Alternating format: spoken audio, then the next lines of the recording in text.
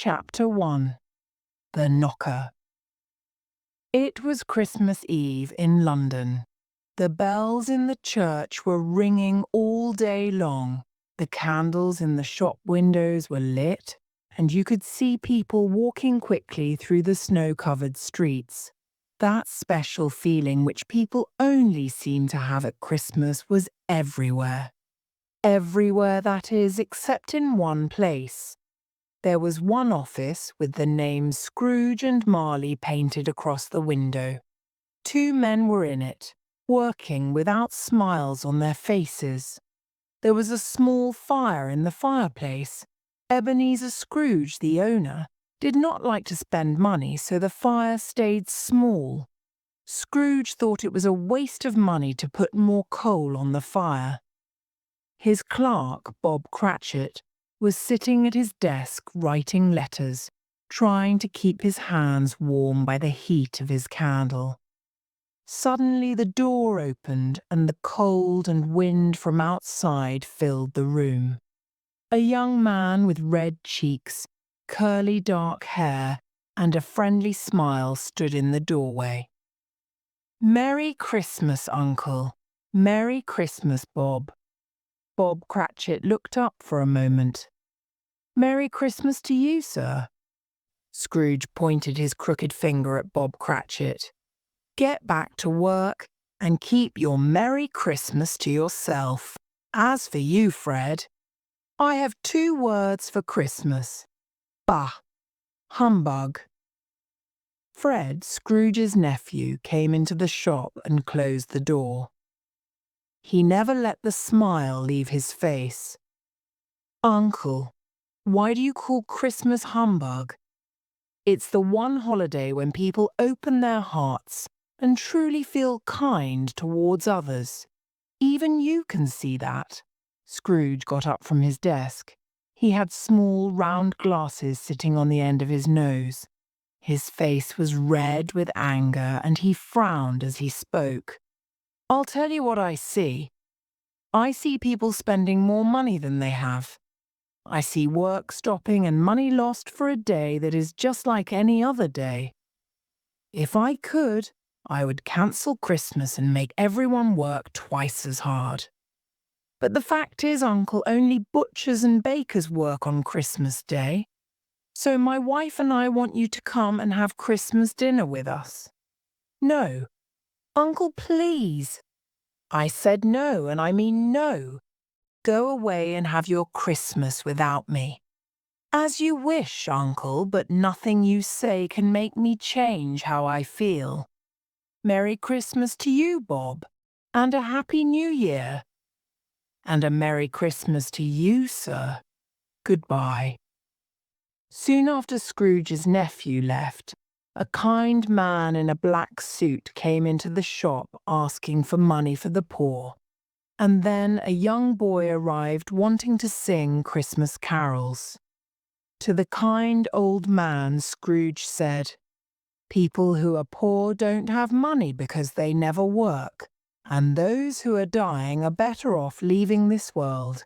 There is no hope in it for them." For the young boy, Scrooge had no words. He simply slammed the door on him.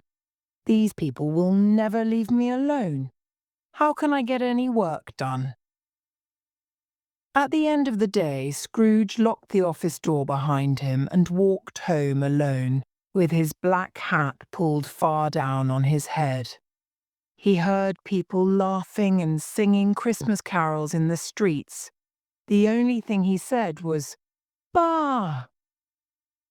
Humbug." The night was getting cold. The wind blew the snow up from the ground and made it difficult to see. When Scrooge came to his front door, he stopped to find his key. There was a large old knocker on the door. It looked like a round ball with lines on it. Suddenly the knocker changed, and it was no longer a ball but the face of a man. It was the face of Jacob Marley, Scrooge's old partner. But Jacob Marley was dead. So whose was this face, and why was he red-eyed and crying like a madman? Scrooge took a step backwards and hid his face in his hands in terror. "Ah, go away! Please don't hurt me!" When Scrooge got no answer, he looked up. The knocker was just a knocker. Jacob Marley's face was no longer there. Chapter 2. The Ghost of Jacob Marley. Scrooge went quickly into his house, his heart still beating fast. The knocker was only a knocker after all. So why did it frighten him so much? Scrooge got angry with himself. What did he think it was? A ghost. He had only two things to say to that. Bah! Humbug! Scrooge lived alone in an old and empty house. Only one room had furniture, and that was his bedroom, where he lived. He went to his room as he did every night and lit the fire. Then he changed his clothes and put a pot of soup on the fire. As he sat waiting for the soup to warm, he heard a bell, and then another bell. Soon thousands of bells were ringing all over the house. The bells stopped, and then Scrooge heard something in the cellar. It sounded like chains moving along the floor. Then he heard the sound of someone in pain. He could hear these sounds coming up the stairs, and now they were right outside his bedroom door. No, I won't believe it. There are no such things as ghosts. As soon as Scrooge said that, the ghost of Jacob Marley came through his bedroom door with chains around his legs. His old partner was standing in front of him. "Jacob, what are you doing here? What do you want from me?" Jacob Marley looked tired. He was wearing a white suit. His hair stood on end, and his eyes were red and sad. He sat down in a chair opposite Scrooge. "I am here, Ebenezer, to help you. I don't want you to become unhappy like I am." "But you made lots of money, Jacob. You were a good businessman. How can you be unhappy?" "I never gave to the poor. I never helped others. That's why I wear these chains. Now, I must travel the earth as a ghost and see all of the unhappiness I never cared about when I was alive." "Do you mean that I will become a ghost like you? Tell me, Ebenezer." "No, Ebenezer, I can't. But I can tell you this. Tonight, after you go to sleep, 3 other ghosts will come to visit you. Ebenezer, you still have a chance, so listen to what they say. Watch where they take you. Your future depends on it." Jacob Marley began to disappear. "Wait, Jacob. You must tell me more." "I'm so tired, Ebenezer. I have to go." "Wait, wait." But it was too late. Jacob Marley was gone and Scrooge was alone. He listened for sounds in the house, but there were none. There was only the sound of the wind blowing outside. Scrooge felt cold and lonely. Chapter 3. The Ghost of Christmas. Past. Scrooge walked around his room in his dressing gown, talking to himself. "Jacob Marley said 3 more ghosts are going to visit me tonight while I'm sleeping. If I stay awake, perhaps they'll never come. What is this all about anyway? What did he mean? You still have a chance." The wind blew harder outside, and the fire in the fireplace started to get low. Scrooge got into bed, which had heavy curtains around it. He closed the curtains to keep out the cold. "I'll just sit here until the morning. I'm not going to speak to any more ghosts. All this talk about ghosts. It's a lot of humbug." Scrooge's eyes began to close, and before he knew it, he was asleep. Scrooge slept very deeply, and when he woke up, He could hear the church bells ringing. "What's that? Did I fall asleep? Ha! You see? No ghosts." Slowly the curtains around the bed were pulled open, and there, at the bottom of the bed, was the ghost of a man with long white hair, dressed in white.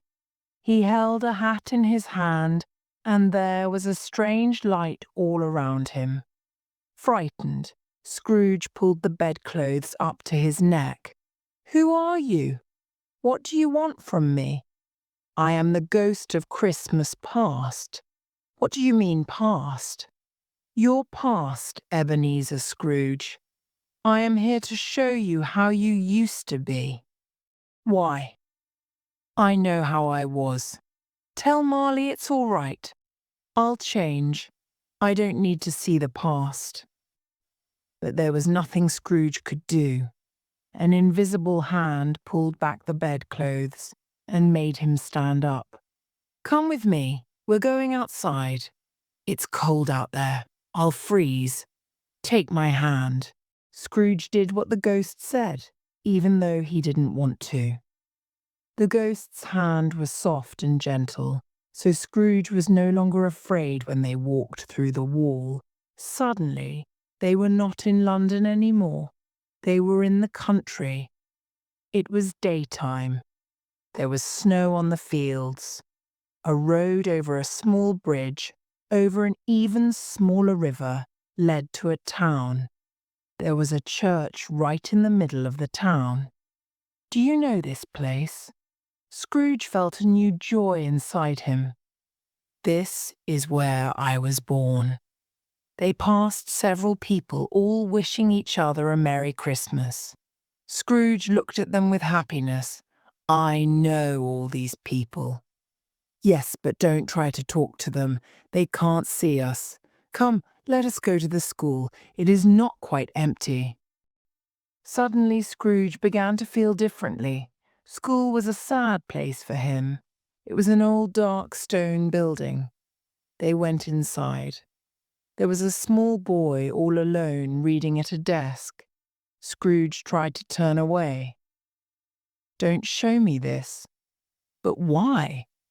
"Don't you know who that is?" "Of course I do. But why do you want to show me this? My father left me here.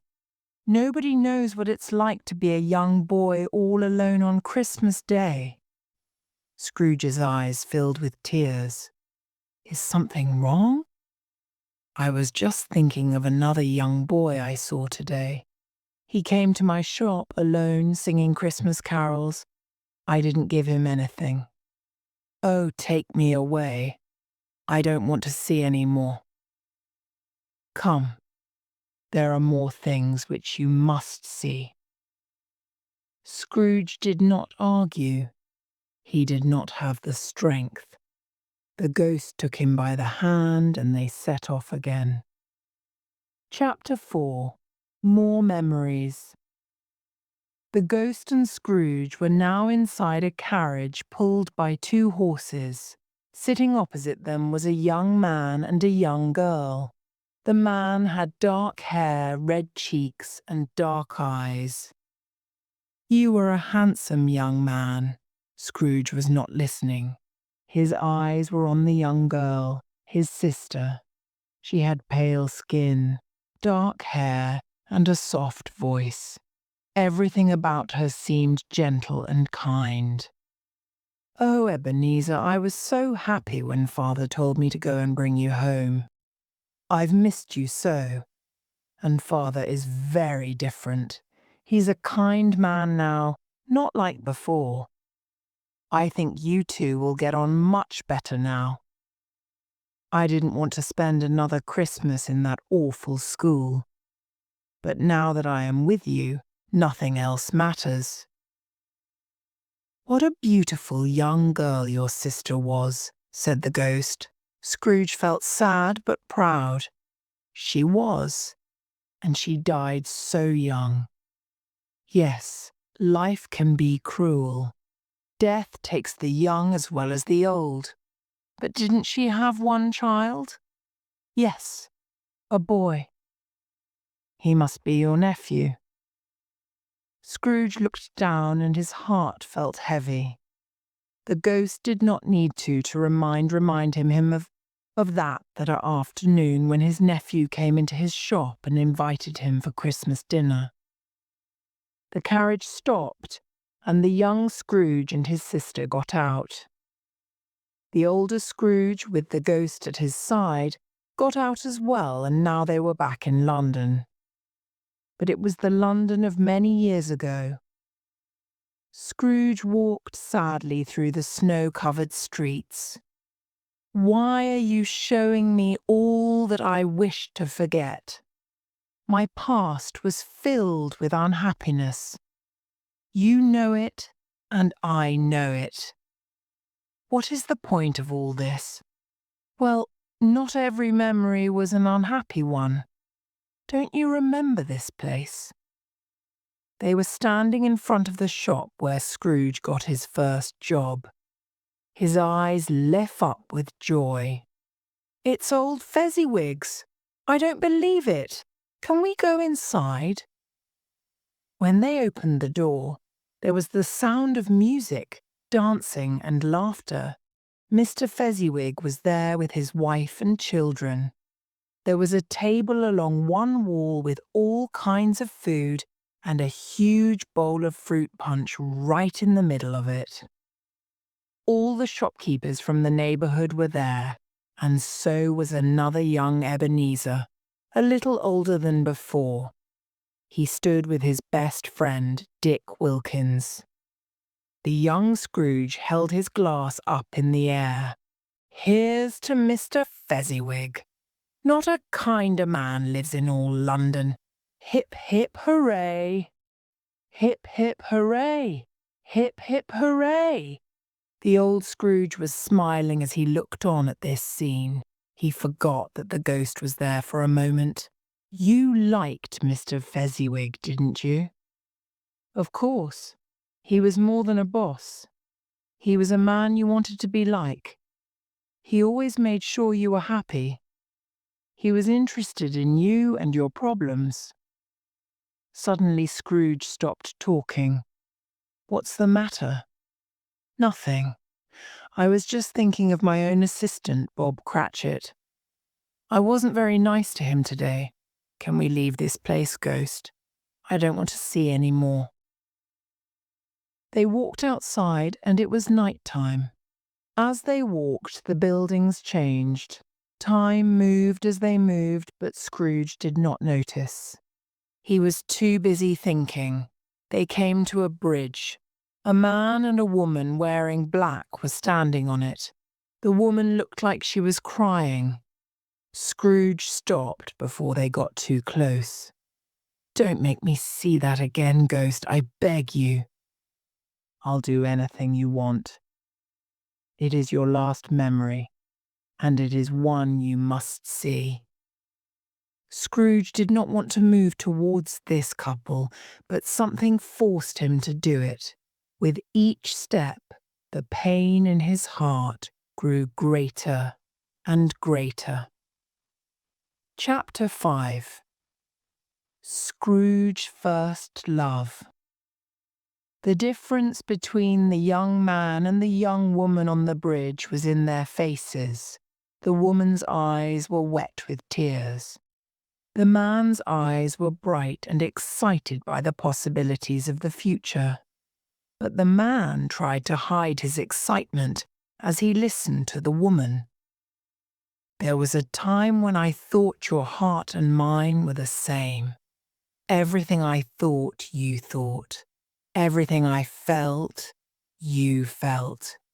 It is not like that now. You have another love. Belle, you know I love you. But things are different now. It's time for me to go out and make some money so that we can be happy together. Do you think you will ever come back to me?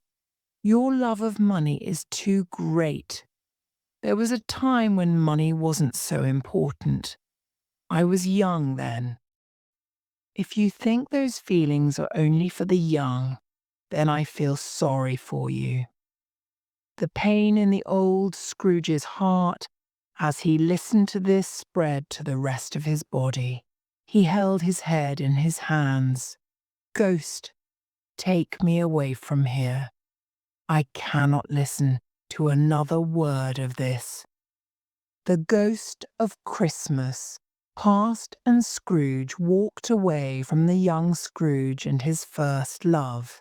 They walked over the bridge, and suddenly the weather changed. A thick fog came down, and it was difficult to see anything. But Scrooge did not notice. He was thinking of the woman on the bridge and her words. Why did he ever leave her? As Scrooge and the ghost of Christmas past walked over the bridge, they walked to another time in the past.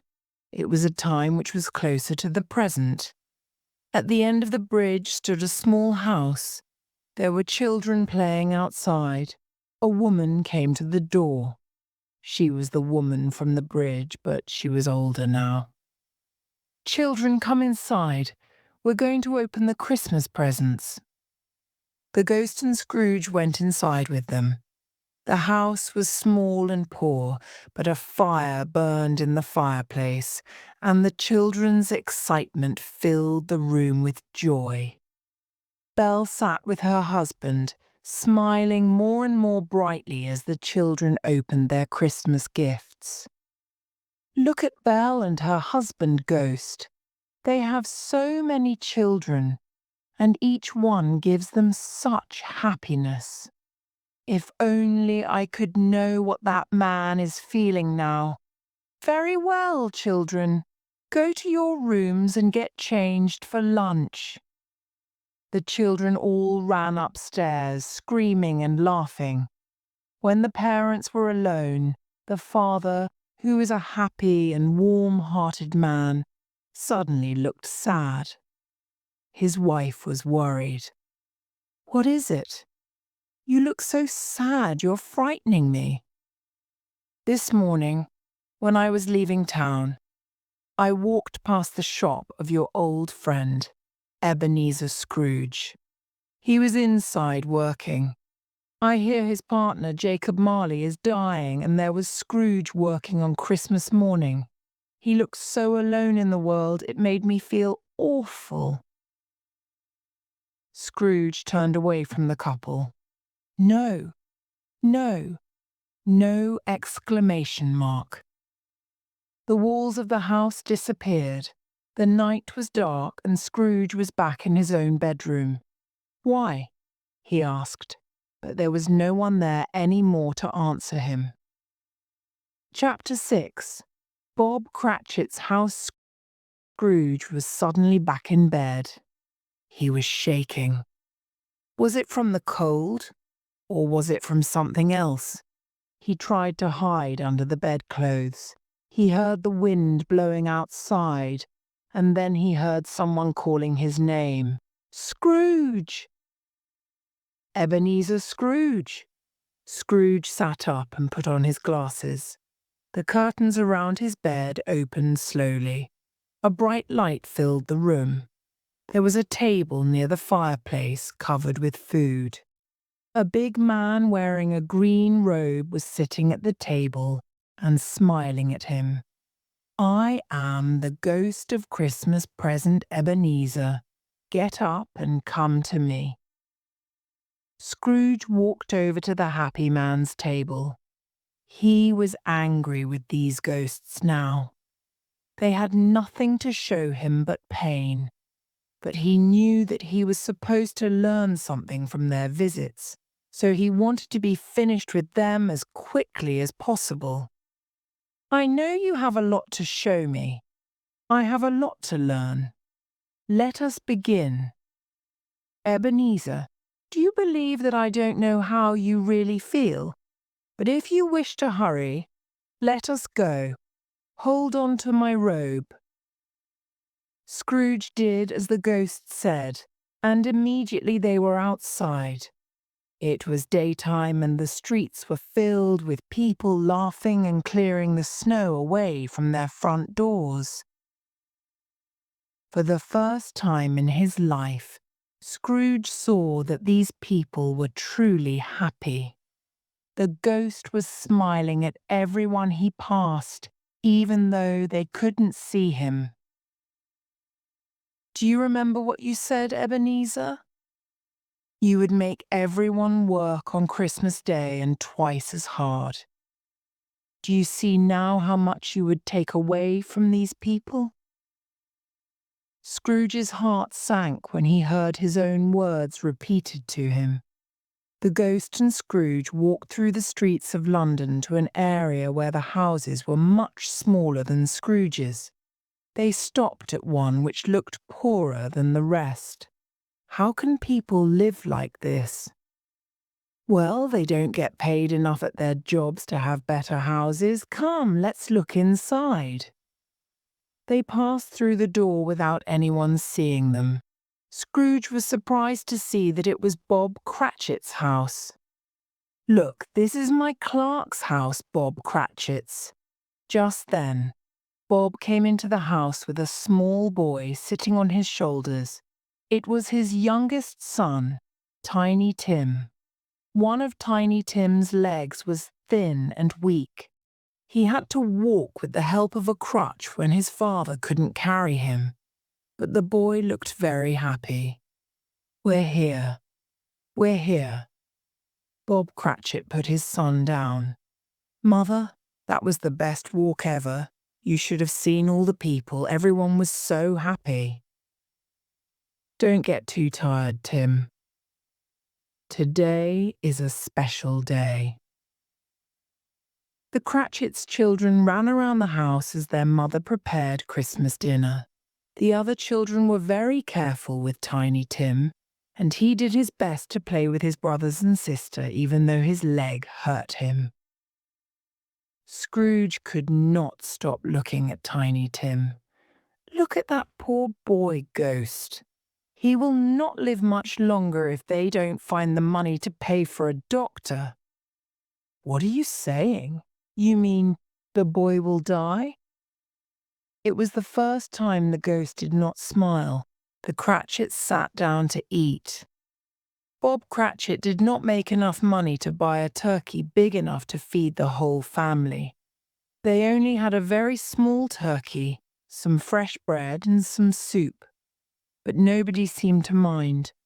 Before they began, Bob said, "Let us give thanks for the food we have, and let us thank the man who helped us buy it, Mr. Scrooge. Mr. Scrooge, that man never cared about anyone.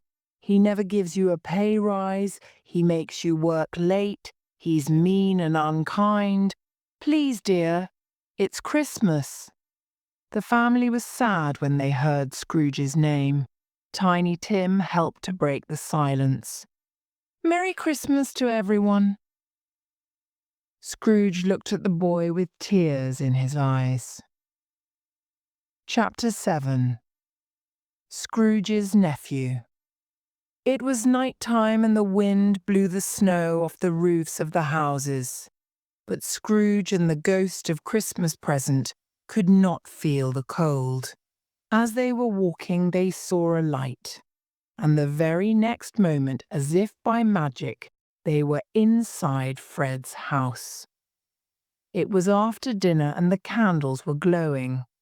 A group of friends was sitting around a long table eating Christmas pudding.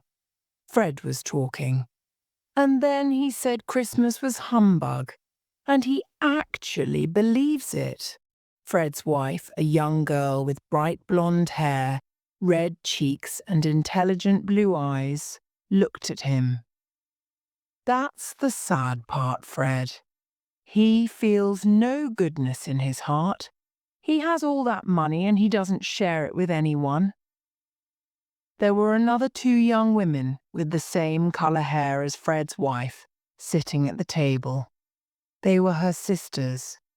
They knew Scrooge and they all felt the same way about him. But Fred felt sorry for his uncle. "I think he's unhappy because he doesn't know how to share anything with anyone. Every Christmas I invite him here, and every Christmas he says no. But one year He may change his mind, so I will keep inviting him." The friends soon forgot about Scrooge. They played music and sang songs, and then they began to play games. Scrooge watched joyfully as they enjoyed themselves. He even laughed when they did, but no one could hear him. Finally, the ghost of Christmas presents spoke. "It is time for us to leave. Just one more game. They're about to start a new one." Scrooge felt like a child again. The ghost let him watch this last game. It was a game called Yes No. Fred walked around acting like some kind of angry animal, and the others asked him questions about who he was. The only answers he could give were yes or no. Does it live in London? Yes. Does it live in the zoo? No. Does it walk through the streets? Yes. Is it a hungry dog? No. One of the guests became excited. I know, it's your Uncle Scrooge."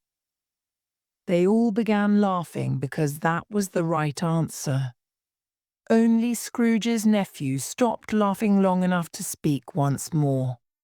"Well, Uncle Ebenezer, wherever you are, Merry Christmas and a Happy New Year." The ghost took Scrooge by the arm and took him outside again. Scrooge was thinking about the fun everybody had at Fred's party. He felt so happy.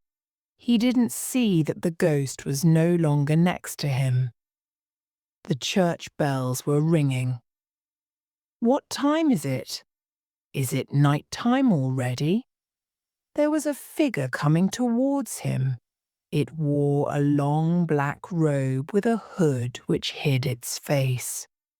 Nothing else could be seen underneath that robe, apart from the creature's long, thin fingers. Scrooge's legs began to shake. "Who are you?" The creature did not speak. It just pointed, and Scrooge felt himself moving. This was the ghost of Christmas future, and Scrooge suddenly felt really afraid. Chapter 8. Tiny Tim. This ghost was not friendly like the other ghosts, and this made Scrooge feel very nervous. "Are you the ghost of Christmas future?" The ghost in the black robe did not answer. "I know that you are here to show me things which will help me. I am ready to see them." Scrooge felt pain for the things he saw in his past, and he felt sadness and joy for the people he saw in the present. But now he just wanted to get rid of this ghost and be left alone. Scrooge did not really understand that he could change and become a better person. The dark ghost pointed to show Scrooge where they were going, and they both went into the black night. Slowly night became day on a future Christmas morning. They went through the city and arrived at the poorhouse of Bob Cratchit. They went inside. Mrs. Cratchit, her oldest son Peter, and her 2 younger children were waiting for Bob Cratchit to come home. "I know what's going to happen now. Bob will come home with Tiny Tim on his shoulders, and then the family will have dinner." The ghost did not answer. Scrooge looked at the Cratchits. Something was different. They were not as happy as when he saw them with the ghost of Christmas present. Mrs. Cratchit spoke first. "Your father is late today." "He walks much more slowly these days, Mother. There was a time when he would walk twice as fast with Tiny Tim on his shoulders." Everyone was quiet after Peter spoke of Tim. And then Bob Cratchit opened the door. He was not much older, but his face was different. There were dark circles under his eyes because he was not sleeping well. He smiled, but there was no light in his eyes. I saw Mr. Scrooge's nephew on the street today. He said that if there was anything he could do for us, he would be happy to help. He gave me his card. I thought he might be able to get Peter a job. What a good man. He really meant what he said. One of the children was excited for a moment. "Oh, Daddy, it would be so nice to see Peter working in an office like you." Mrs. Cratchit did not hide her feelings. "But with a different employer. I can't believe such a mean old man can have such a kind nephew." Bob was too tired to say anything. He went upstairs and Scrooge and the ghost followed him. There in the children's room was Tiny Tim's small crutch lying on his bed. The bed was empty and did not look like anyone slept in it anymore. Bob Cratchit sat beside it and hid his face in his hands. "What does this mean, ghost?" "Where is Tiny Tim? Don't tell me he is... Was it because of his leg?" The ghost said nothing, but Scrooge knew the answer to his questions. He didn't give the Cratchits help when they needed it. Tears came to his eyes. "Let us go, ghost. I cannot look at this scene any longer." Scrooge and the ghost left this poor house and went into another part of London. Scrooge did not care where he was. His mind was full of sad and painful thoughts. Chapter 9. It Can't End This Way. Scrooge was still thinking when he realized they were near his office. He looked up and saw two men standing on the corner. They were talking about someone, but he did not know who. "Did you hear who died?" "Yes, and there weren't many tears for him." "Did you go to the funeral?" "No, did you?" "I don't think many people did. I wonder who he left his money to." "He probably tried to take it with him." They both laughed. Scrooge was confused by their conversation, but he wasn't very interested. He was close to his office, and he wanted to have a look inside. But it was closed and no one was there. "Of course it's closed. It's Christmas. I don't know why I thought I might find myself inside." The ghost and Scrooge continued, and they were soon in another poor part of London, which Scrooge did not know. They went into a very old building. Inside there was a woman and three men sitting at a table with a bag of old clothes on it. The woman had long grey hair and a red face. Scrooge knew her. "She cleans my house.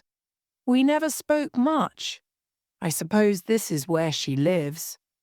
But it was not her house. One of the men at the table was smoking a small pipe. He used this place to buy stolen goods.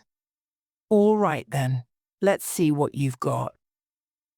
The old woman emptied the bag onto the table. Scrooge saw clothes and silver knives and forks, and even some bed curtains. The man with the pipe looked at everything carefully. Scrooge was shocked. "Those curtains are mine. She's a thief. I'm glad I know this now. Wait till I see her again."